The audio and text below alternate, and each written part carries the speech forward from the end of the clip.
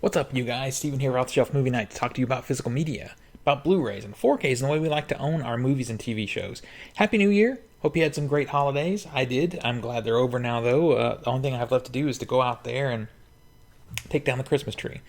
But I wanted to have a little conversation with you guys about a subject that's close to my heart, and that is documentary film. Way back in 2021, like last week, I was having a conversation in the comments with someone about documentary film, and their comment was that they don't like films that are just a bunch of talking heads. And I agree with them. Talking head interviews are often required for storytelling, but they shouldn't make up the majority of your film. Documentary filmmakers often forget that you still are making a movie, and you still have to have a narrative flow to your movie. So, what I thought I would do is share a list with you of some of the films that I think are really great documentaries that are kind of off the beaten path. Because the beaten path right now is being set by Netflix and true crime. I mean, a lot of people feel like documentary is true crime. And it's just not. There's so much more out there. It's just that's all Netflix chooses to feature is true crime. Even when they have other films in their library, that's just what they feature. And then there's also National Geographic and History Channel projects, which are fine. You know, they have their place. They're fine. They're if you like that kind of thing, it's great. But there's more to documentary than that. So I'm going to show you 10 films that I think are special, that I really love, and that I do revisit fairly often. When I'm doing my own projects, I tend to pull out some documentaries to watch. And within this stack are some films that are my go-to, that are my inspiration, that are, films that remind me how a good documentary should be done, right? So let me share these with you, and let's talk about them in the comments. My first few films, and these cover a gamut of subjects, but you'll see there's a leaning to art. There's documentaries about film and documentaries about music and that kind of thing. The first one I want to talk about is Side by Side. You'll notice there in Side by Side there are a lot of great interviews here. Now, this movie does have a lot of talking heads. It does. I'll show you the back there. But the narrative flow within Side by Side is sort of the chronological journey of film from film to what is now digital, in the way that it is made, the way that it is archived, the way that it is edited. But what's great about this movie is it uses the editing of a movie. So it's a movie within a movie. It uses the editing of a movie as its sort of backdrop. It shows the editor as he works through the process of digitally editing this film as we go through the chronology of film as it made this transition. And this is produced by Keanu Reeves, also narrated by him, and it's fascinating. Some of the digital technology that you actually see in this film is a little bit dated because this is a few years old, but the story is still important, and it's still a great historical document of the evolution of film. Or, depending on your opinion about film versus digital, the de-evolution of film. I feel both. It depends on my mood, and it depends on the specific movie we're talking about. But this is a really great documentary. I actually was able to see this movie in the theater, and I'm very happy to have it, not only have it in my collection, but actually have it on a Blu-ray disc. You'll see this is DVD. My DVD collection is mostly made up of documentary, because a lot of documentaries don't come out on Blu. They're only on DVD. And by the way, this is in no specific order. I didn't order these best to worst or anything because they're so different. It's not really fair to compare them. It's just movies that I really love and that are important to me, and offer something a little bit different. All right, so this is a biopic. I think this is the only sort of closest to traditional biopic in my collection, and that is Life Itself. And this is a biopic about Roger Ebert, who is sadly no longer with us. The narrative flow in this, obviously, there's a couple of things. This chronologically follows his journey in cinema, his career in film criticism, and actually in writing and directing film himself. But then there's also a more modern narrative that's happening here, and it's sort of just following him through a brief period in his life, as someone who is very, very sick at the point of the making of this film, but still trying to work, still doing speaking engagements, still writing, all that stuff in it, and it follows him through. It's kind of like a day in the life. It's a beautiful film. It's a movie that loves movies. Inevitably a sad film because we know how his story ends. But he is an important icon in film, and still to this day one of the best film writers that has ever been. I feel like if he saw the shape of film criticism now, he would be very, very sad, because you've got reviewers now and not critics, and that's a very different thing. This is just, it used to be okay to be critical of film. There's a difference between being critical and criticizing, okay? Criticizing things just to be criticizing is stupid and usually angry, and, it's useless. But being critical of art is important. It pushes the art forward.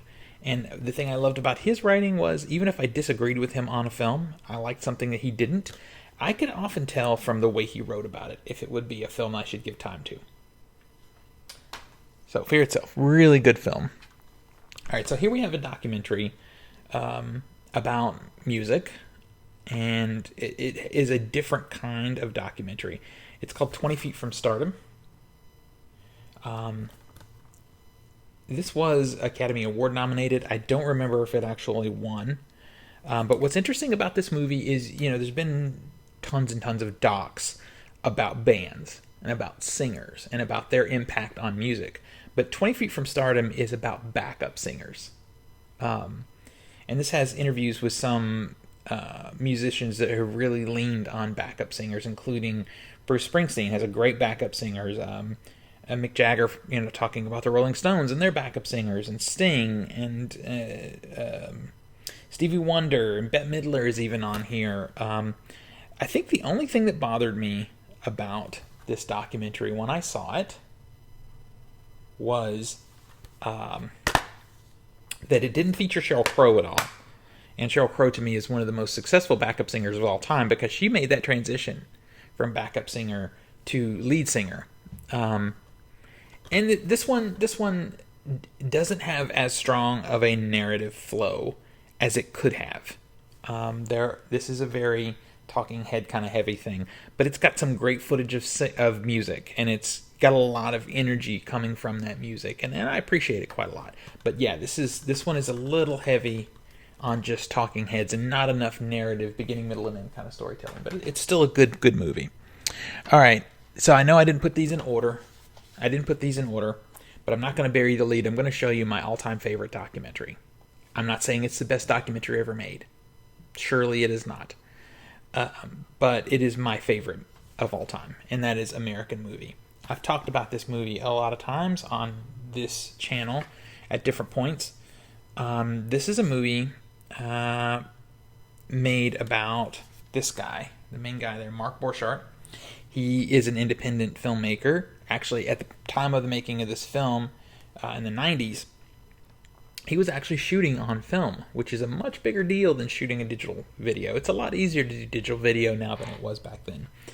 And this sort of tells his story, that of him and his friends. It's biographical, but it has an excellent, riveting narrative, because the narrative follows him across 10 years trying to make a short film. 10 years to make a short film. And that is one of the reasons I go to this movie all the time, is because when I'm struggling with my own projects, I'm feeling, downtrodden, I'm having some issues. You always have issues on your projects. It doesn't matter how well planned they are. You always have issues. Every time I'm feeling like, man, it's such a hassle, I don't, what I'm going to do, whatever.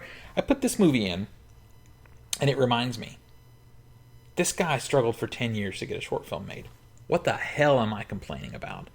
This movie is also very funny. It's poignant. It has a beautiful, beautiful love of film in it. But these are imperfect people. Mark Borchardt is an imperfect guy. He's not your perfect little artist guy. He's a little bit of a user of his friends and that kind of thing. Very, very good movie. Very good movie.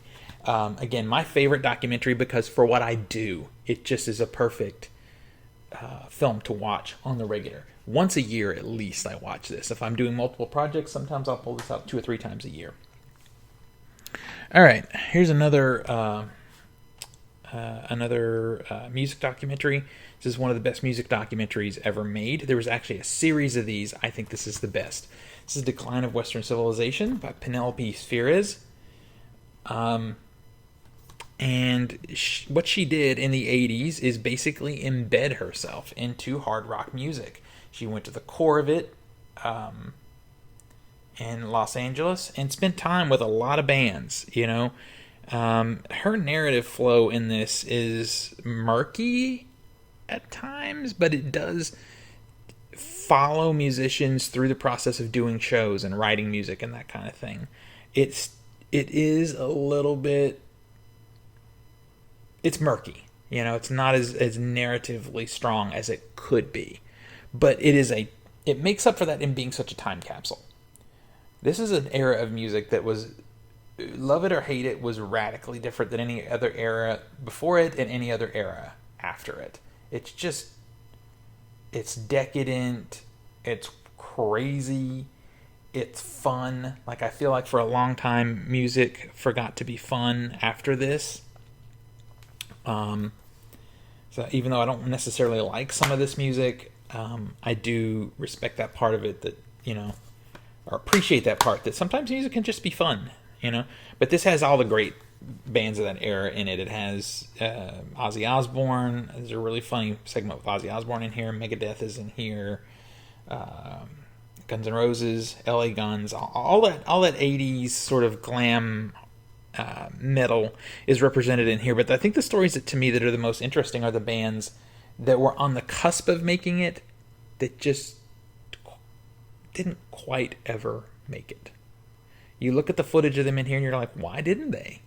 They were as good as the other, you know, they had all the pieces that the other bands had too, but they didn't quite make it. Anyway, it is a time capsule of that era. Very entertaining movie.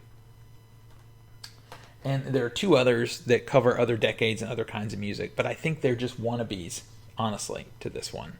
But if you like Penelope Spheres, you should get those and watch them. It's not that they're bad. This one is just the one they broke the mold on.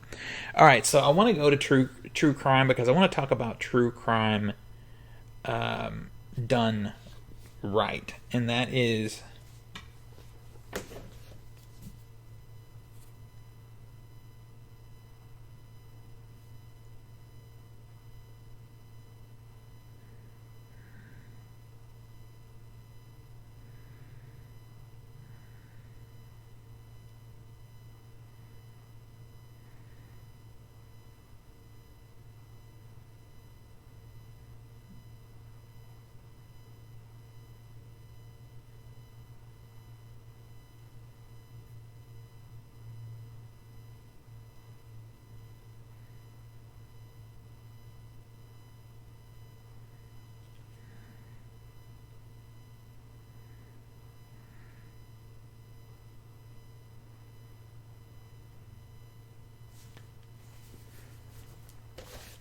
Joe Berlinger and Bruce Sinofsky's 1996 film Paradise Lost. This particular box set, it has the trilogy. They ended up doing 3 films in total to cover the story. The first one is really the better film, but all 3 are good. And this is, you know, for better or for worse, this is one of the films that kind of started the whole... I mean, they were around before, for sure. But this is one of the better films in the true crime kind of genre of documentary. These two guys, they had previously done another really great movie, which I don't own in my collection, but I do want to rectify that, called Brothers Keeper. These two guys really invest themselves in their projects. In Brothers Keeper, they were doing a documentary about some brothers and a murder mystery, and they literally moved in with these guys. And that was a big commitment, let me tell you. And with Paradise Lost, this story of these three kids here that were accused of a satanic, ritualistic murder of another child. It follows the investigation and the eventual court case, and then the eventual retry. This covers everything from these guys. And the main guy here, I'm drawing a blank on his name now. He did a separate documentary after he got out of prison because he, spoiler alert, he eventually got out of prison. But it wasn't. It was more of a propaganda film, kind of a pro-him kind of thing. But these films, these guys, in the original film, they did the best they could to be as objective as they could.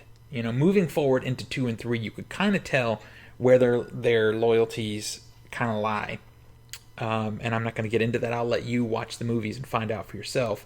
But they do try really hard to be objective, and the narrative flow in this is riveting because each film is following the court case, beginning to end.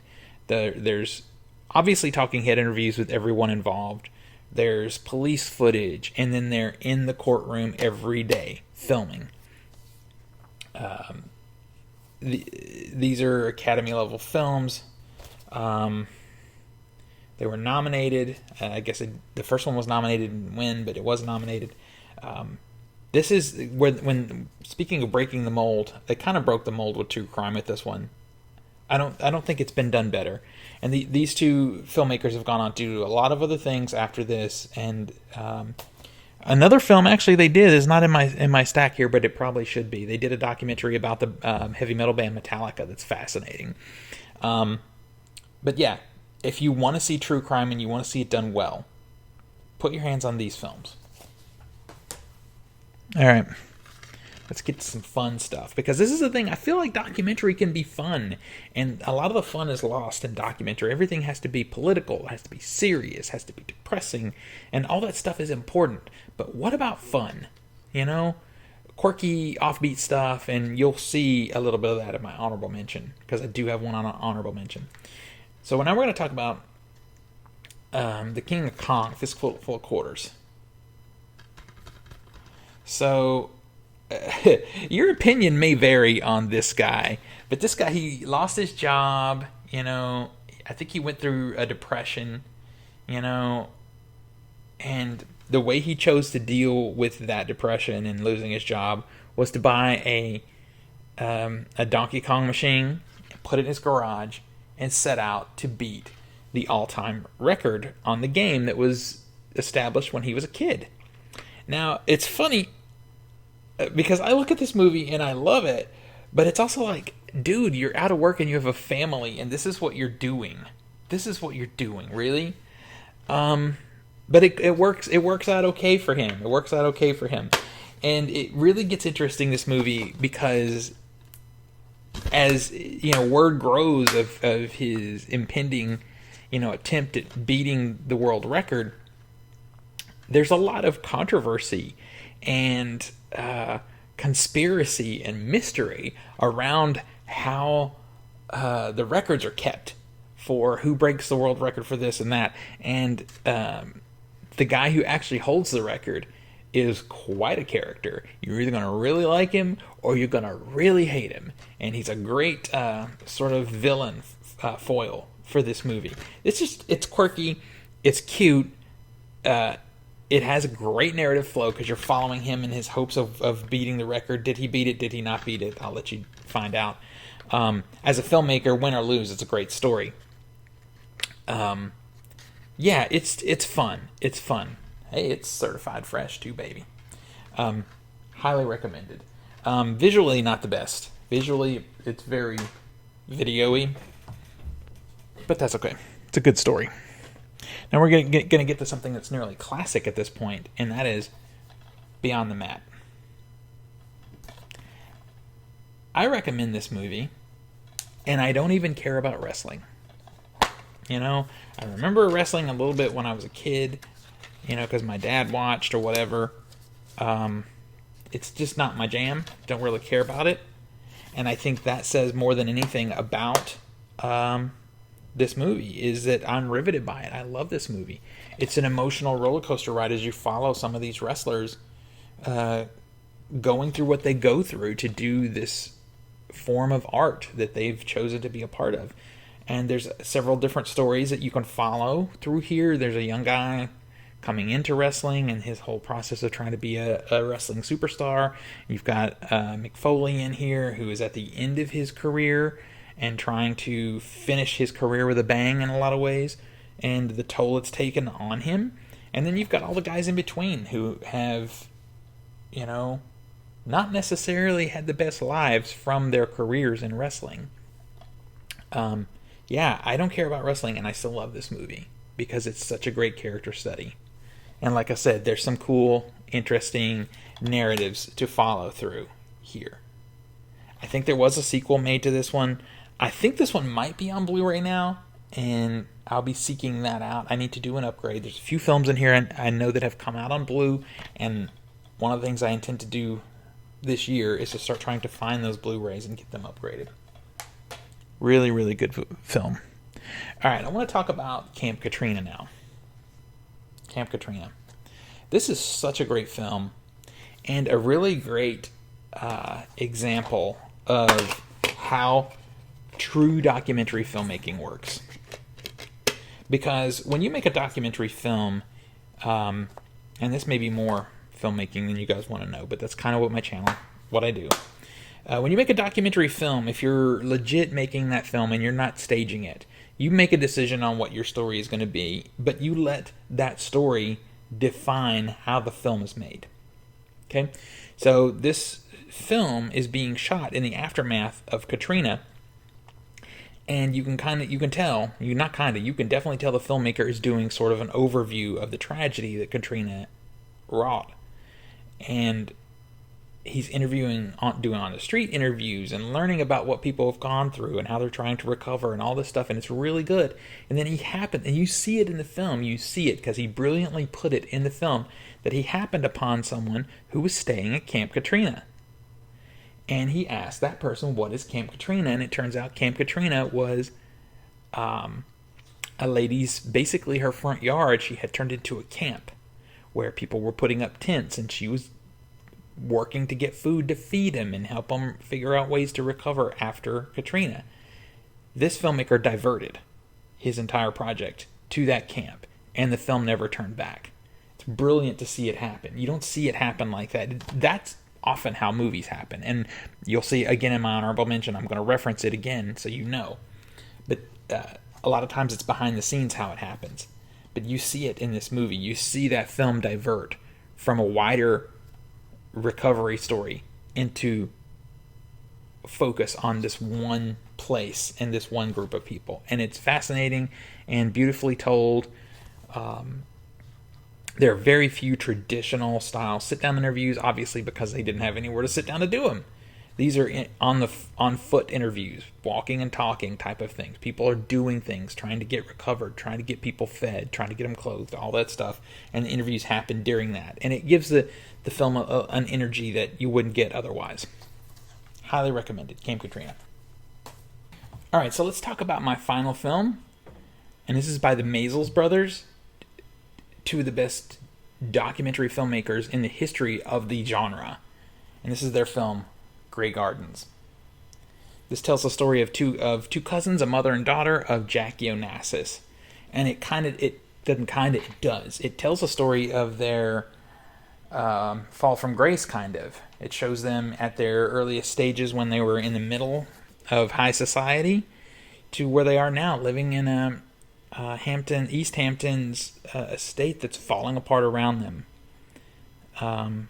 It talks about mental illness, and it shows these two women having what they've a happy life together, even though it's nothing compared to what they started out in, and they live a lot in memory, and it's sad. It's funny. It's beautiful. It's all these things, The Maisels do an incredible job of capturing the lives of these women, and they do it by moving in with them. They literally move in with these ladies. I keep looking at the monitor instead of at the camera, but hey, there's a scene in there where one of the brothers is filming, and you see the other brother off to the side catching audio, carrying a reel-to-reel on his back. That's just so foreign to us nowadays. But in order to record for hours and hours, that's what they had to do. And anyway. This is very much a character study. There is a little bit of narrative happening, but it really is sort of a fly-on-the-wall kind of character piece. There are interviews,